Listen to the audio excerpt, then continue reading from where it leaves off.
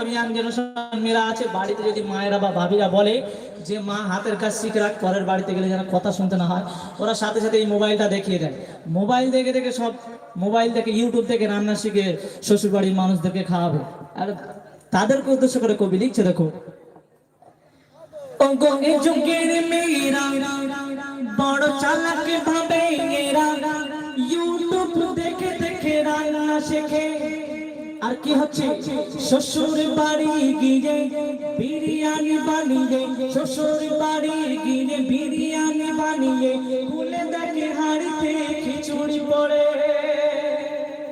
কেন বলুন তো? এই ইউটিউব দেখে দেখে রান্না শিখেছে, সেই জন্য এই অবস্থা হয়েছে। তাই তো দেখছি, এই যুগের মেয়েরা বড় চালাক ভাবে এরা, ইউটিউব দেখে দেখে রান্না শেখে।